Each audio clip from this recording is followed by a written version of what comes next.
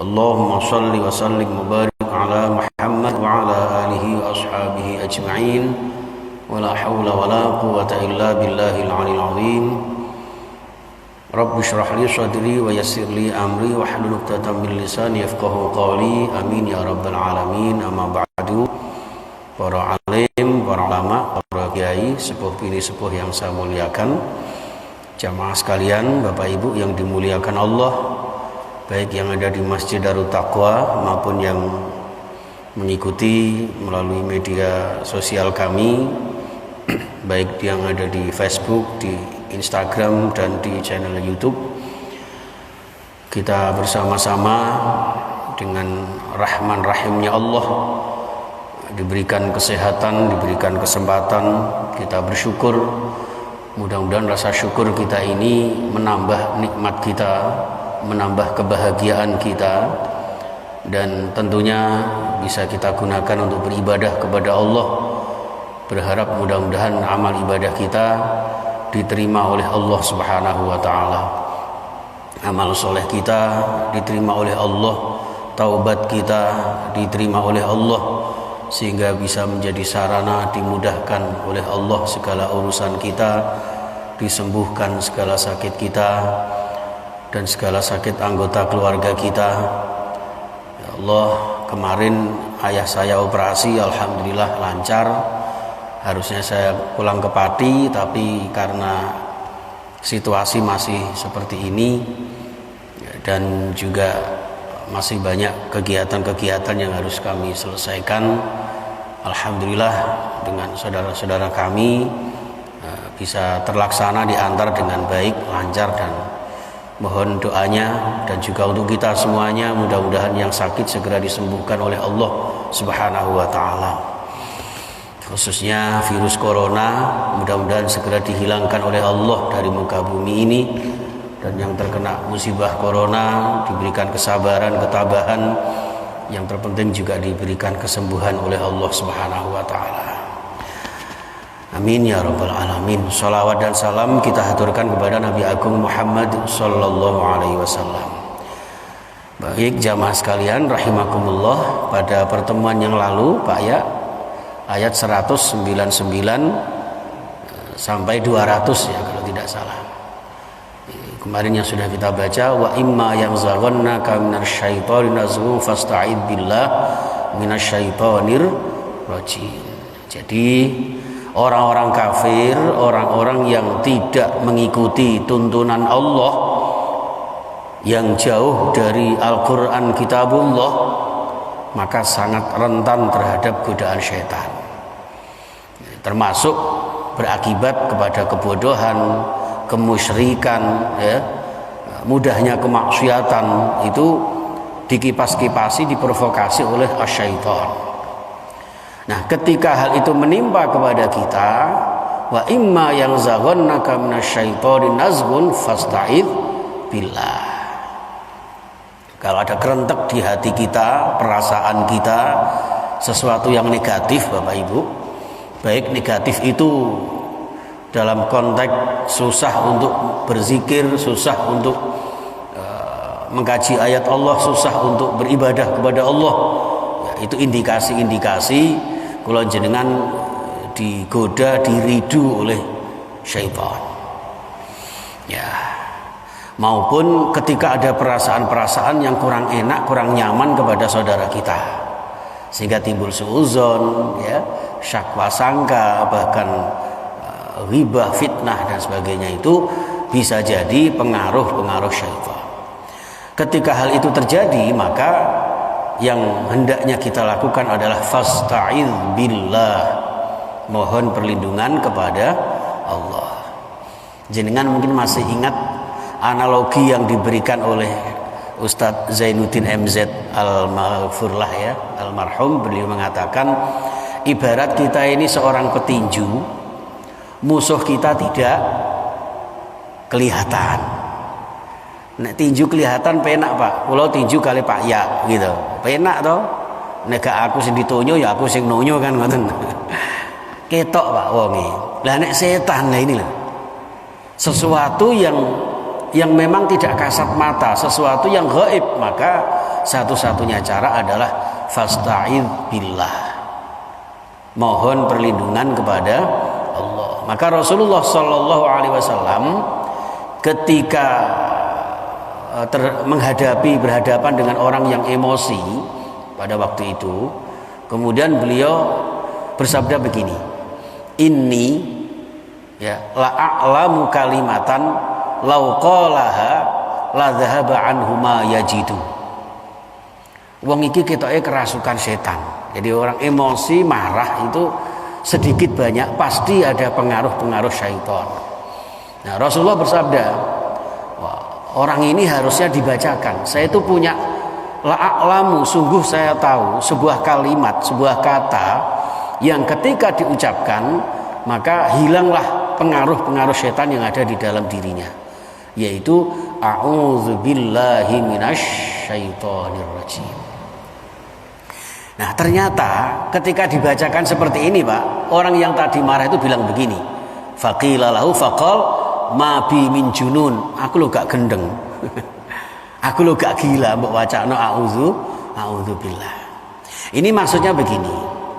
Jadi kalau membaca a'udzubillahi minasyaitonirrajim, ya, itu boleh kita baca di hadapan orang yang menurut kita mungkin ada sesuatu yang kerasukan syaitan.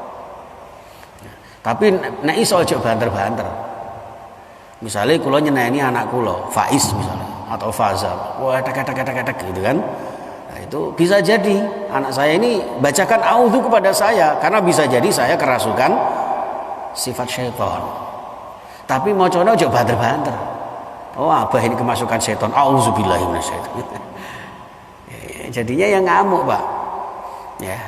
Apalagi ini jadi terjadi kepada masa Rasulullah, sehingga ketika ada unsur-unsur berat kita ibadah, berat kita melaksanakan istiqomah untuk amal soleh, ini bisa jadi pengaruh-pengaruh syaitan. Mau berangkat jamaah kok berat, a'udzubillahi minasyaitonirrajim, gitu Pak ya.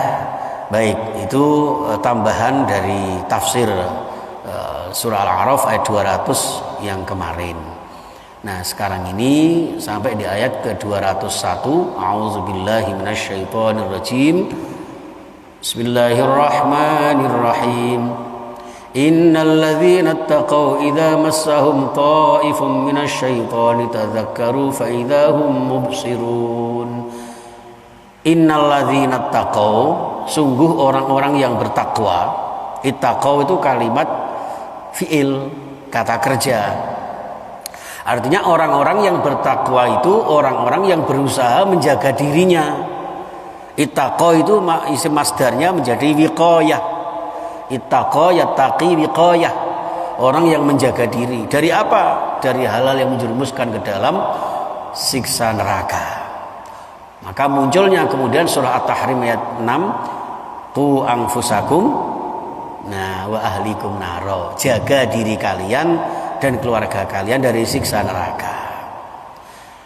Nah, maka ittaqau, orang yang berusaha bertakwa kepada Allah, berusaha menjalankan perintah Allah dan meninggalkan larangan-larangannya, maka idza massahum ta'ifum minasyaiton, ciri khasnya, karakternya adalah idza massahum, ketika mereka terkena ta'ifun ay yuwaswisu, ya, waswasnya syaiton, minasyaiton, ya, ta'ifun minasyaiton, ketika terjadi pada dirinya waswasnya syaiton, maka tadzakkaru, mereka segera ingat kepada Allah. Tadzakkaru di sini maknanya dua, Pak. Yang pertama, tadzakkaru, mereka segera berzikir kepada Allah, mereka segera mengingat Allah. Astagfirullah, aku mangkok ngene, astagfirullah, saat tadi kok melakukan seperti ini. Itu tadzakkaru. Makna yang kedua, tadzakkaru itu artinya mengingat, ya, bahwa dirinya ada kekhilafan, ada aib, ada sesuatu yang kemudian menimbulkan, mendatangkan pengaruh-pengaruh setan pada dirinya. Jadi setan itu, Bapak Ibu ngapunten, terutama yang ahli ruqyah, teman-teman yang ahli ruqyah, orang yang terkena pengaruh-pengaruh jin itu orang yang bisa jadi karena pola hidupnya, ya. Mungkin karena lagi kosong, ya, lagi pikiran dan jauh dari zikir kepada Allah, ya, atau banyak kemaksiatan yang dilakukan, itu bisa jadi menjadi pengaruh negatif dari setan itu. Seperti itu. Maka tadzakkaru, segera mengingat kesalahan-kesalahan itu. Kalau sudah begitu fa'idzahum mubsirun. Mereka kemudian segera ingat, melihat kesalahan saya. Oh, ternyata salah saya seperti ini. Gitu Pak ya. Masya Allah. Sehingga di sini ketika bahkan kula jenengan merasakan sakit, diuji Allah berupa sakit, itu sedikit maupun banyak adalah diakibatkan oleh perbuatan-perbuatan dosa kita yang kemudian diprovokasi, dikipasi oleh syaitan.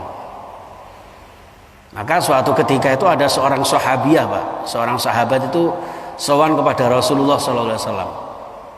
Ya Rasul, saya ini dalam keadaan sakit. Ya, nah dalam keadaan sakit itu dia tadzakkaru, ingat bahwa mungkin ini kesalahan saya ya Rasul. Ini adalah kekhilafan saya sehingga Allah menguji saya dengan rasa sakit. Maka ada hadis menyebutkan orang yang sakit itu ya akan merontokkan dosa-dosanya. Ya, jadi kalau jenengan kepengin bersih dari dosa, silakan apa Pak? Sakit. Aduh, nek iso ya sehat tapi tidak berdosa. Maka dari itu kalau sehat gunakan untuk beribadah. Kalau sakit gunakan untuk sabar dan tabah. Jadi itu konsepnya. Sehingga semuanya akan bermuara kepada pembersihan dosa kita. Lah seorang sahabiah ini, sahabat perempuan ini datang kepada Rasulullah begini. Ya Rasul, tolong saya didoakan supaya saya sembuh. Tolong saya diruqyah, saya diobati ya Rasul. Maka Rasulullah menjawab begini. In syi'ti lamun karep sira wis nek kon kepengin ya da'autullaha ayyashfiyaki, saya akan berdoa kepada Allah, mendoakanmu supaya Allah menyembuhkanmu. Wah, mantuk-mantuk gitu kira-kira. Ya Pak, Arafun Pak. Ya wa in syi'ti sabarti walakil jannah. Tapi nek sampean kepengin ya menghendaki ya cukup sabar dengan rasa sakitmu itu, maka walakil jannah, engkau akan mendapatkan surga. Saiki pilih ndi? Tak dongakno sampean sembuh. Ya. Apa biarno ae sakitmu yang nanti kamu akan mendapatkan hak surga dari Allah. Pikir kira-kira ngono Pak. Akhirnya apa? Ternyata beliau seorang sahabat putri ini mengatakan faqalat bal asbiru. Nek ngono ya Rasul, aku tak sabar wae. Supaya apa? Waliyal jannah, agar saya dapat surga. Coba Pak. Nek kula jenengan apa gak direwangi orang nembah dukun barang. Ya. Ini tanda keimanannya seorang sahabiah ini bahwa dengan rasa sakit itu biarlah saya pasrahkan kepada Allah Subhanahu wa taala. Ya. Namun beliau mengatakan walakin ad'ullaha Allah atakasyafa fada'ala fakan la tankashifu. Jadi pada akhirnya mungkin karena sakitnya itu yang sekiranya membuka auratnya Pak. Ya. Walakin ad'ullah, tapi ya Rasul izinkan saya untuk berdoa kepada Allah agar sakit saya ini tidak berakibat terbukanya aurat saya. Barangkali sakitnya di ngapunten nggih, di kaki atau di tangan yang kemudian harus membuka bajunya misalnya. Gitu. Pada akhirnya kemudian akhirnya didoakan supaya sakitnya itu tidak membukakan auratnya. Bisa jadi maknanya adalah didoakan sehingga sakitnya itu sembuh, dan dengan sembuhnya itulah maka tidak sampai terbuka auratnya. Nah, dari hadis ini berarti dua-duanya bisa kita lakukan. Nek kula jenengan sabar untuk bisa merasakan sakit itu selama masih bisa kita tahan, maka tahanlah sakit itu sambil beristighfar. Dan ketika istighfar itu ternyata ada satu hadis juga menyebutkan istighfar itu juga bisa menyembuhkan penyakit. Sehingga tanpa kula jenengan datang ke dokter, tanpa kita datang ke ngapunten alternatif, dengan kita banyak istighfar, bertaubat, bersih dosa kita, insya Allah dengan sendirinya Allah akan menyembuhkan sakit kita. Itu. Atau yang kedua, kula jenengan sabar itu bukan berarti diem saja, tapi datang kepada tenaga medis, datang kepada dokter yang memang ahlinya. Ya, datang ke rumah sakit. Walaupun sekarang ini kalau datang ke rumah sakit gimana Pak? Corona ya Pak ya. Ini kemarin yang ada teman saya, ya Allah, ibunya ini benar-benar divonis paru-paru Pak di rumah sakit mana itu di Karangtembok itu, penyakit paru itu. Ya langsung divonis corona dan makamnya pun cara-cara corona. Wallahu alam, mudah-mudahan menjadi syahid ya, husnul khotimah ya. Itu seperti itu. Ya, situasinya seperti ini, Pak. Sehingga makam di Penilih ini sekarang sudah ribuan. Di sana juga ya memang semua dimakamkan ala Covid ya. Padahal Covid itu nama saya, Pak. Covid itu Kozin Mustafid. Loh, ngapunten, artinya kula jenengan ya wis sing sabar, berusaha ya, secara medis, berikhtiar secara lahiriah, dibarengin dengan doa secara batiniah.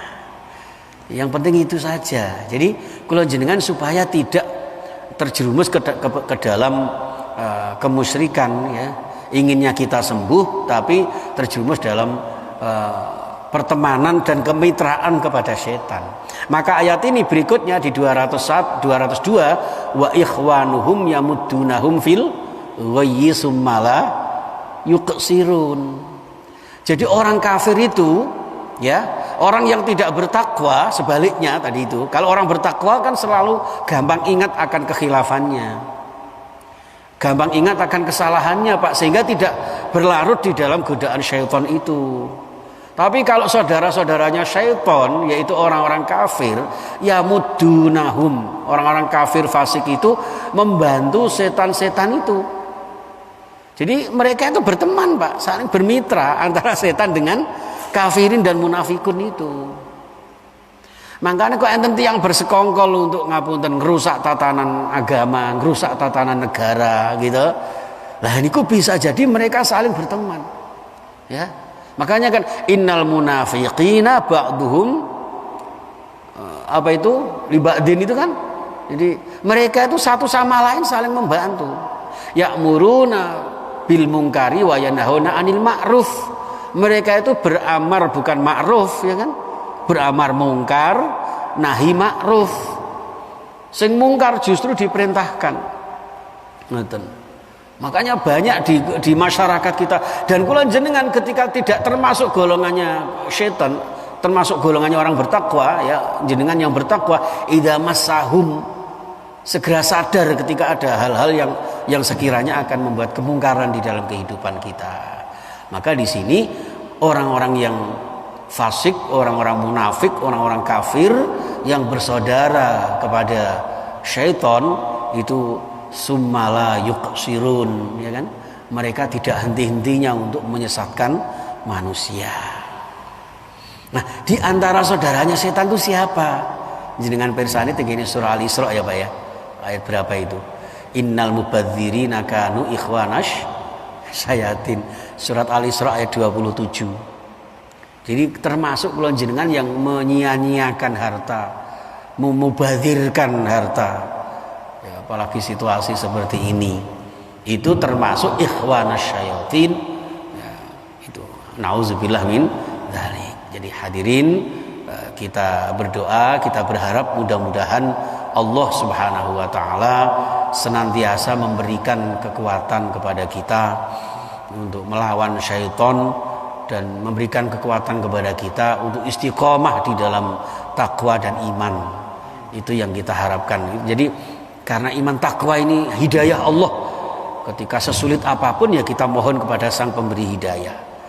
Tanpa itu kita tidak mampu, Pak. Kita tidak mampu. Maka menjelang Idul Adha ya, masuk di bulan Dzulhijjah, Pak.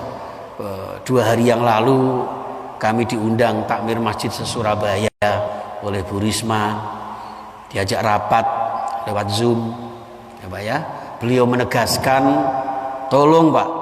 Jadi Surabaya ini yang sudah mulai menghijau Pak, nggak tahu modelnya bagaimana, karena laporan dengan di radio itu beda, katanya masih merah. Tapi beliau mengatakan Surabaya yang sudah mulai berkembang membaik tentang corona ini tolong dijaga dengan baik.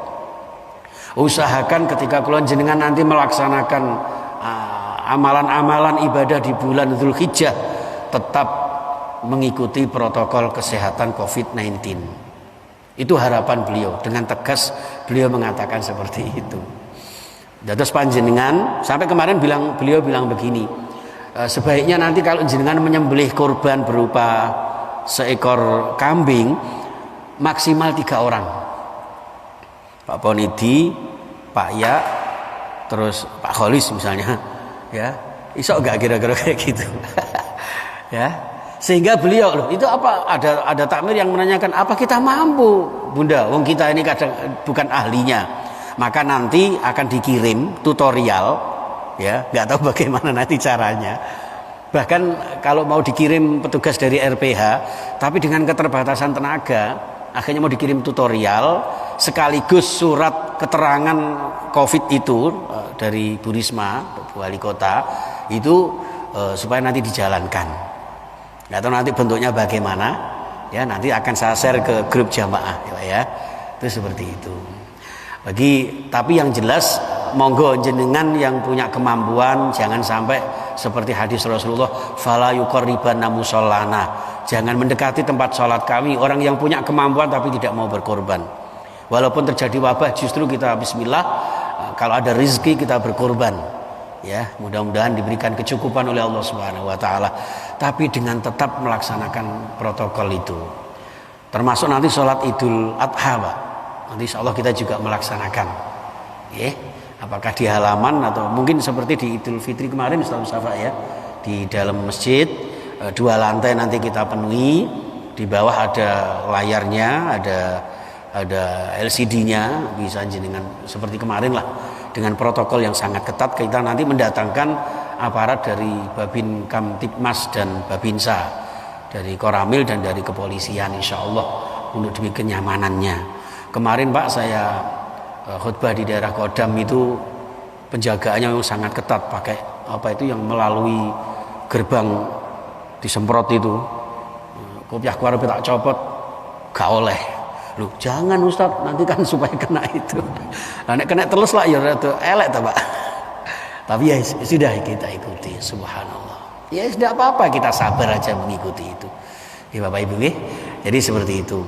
Dini kok jenengan tidak bisa melakukan itu. Masih banyak amal ibadah terutama 10 hari pertama di bulan Dzulhijjah itu. Kata Rasulullah, amal ibadah yang paling dicintai Allah, yang paling diagungkan Allah adalah ketika kita beramal soleh, beramal ibadah tanggal 1 sampai tanggal 10, ya, tanggal 1 sampai tanggal 9 itu jenengan berpuasa. Lek gak iso ya tanggal 8 sama tanggal 9 tarwiyah Arafah. Lek gak iso meneh tanggal 9 tok, itu tanggal 9 saja puasa Arafah. Yukaffiru sanatain al-qabilah wal madiyah, mengampuni dosa kula jenengan 2 tahun, setahun yang lalu dan setahun yang akan datang. Mudah-mudahan diberikan kekuatan, ya Pak. Insya Allah nanti mulai tanggal 1 22 Juli Idul Adha insya Allah jatuh pada tanggal 31 Juli. Jenengan berpuasa tanggal 30, ya, di saat para jemaah haji wukuf di padang Arafah.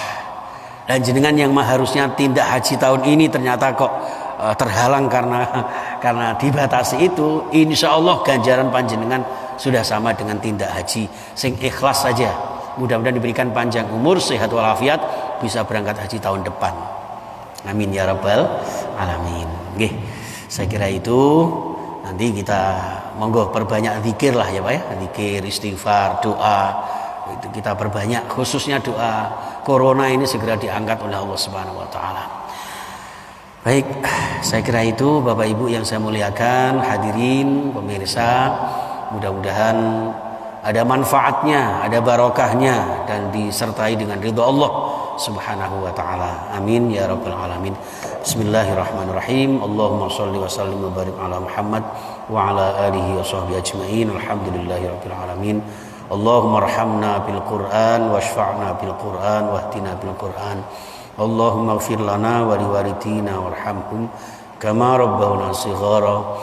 Allahumma kshif 'anna ma nazala bina min aduwina wa aduwika syaitanir rajim wa min haula'il qaumiz zalimin al-baghin wa minasy syuraki ya rabbal alamin innaka 'ala kulli syai'in qadir. Ya Allah, rahmati kami, tunjuki kami, syafaati kami dengan Al-Qur'an. Curahkan rahmat kasih sayang-Mu kepada kami untuk dunia dan akhirat kami sekeluarga kami.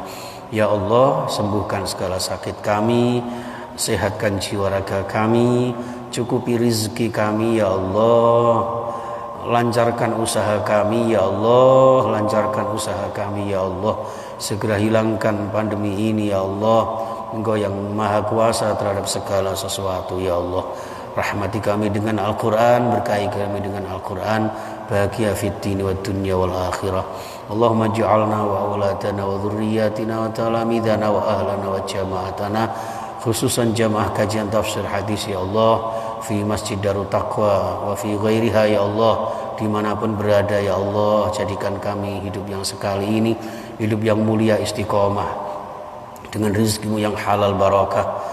Ya Allah, mudahkan kami berziarah ke Makkah Madinah, mudahkan kami merawat rumah tangga yang sakinah mawaddah warahmah, mendidik putra putri anak-anak didik kami yang sholih sholikah ahli ibadah, berakhlakul karimah, dan suatu saat meninggal husnul khatimah.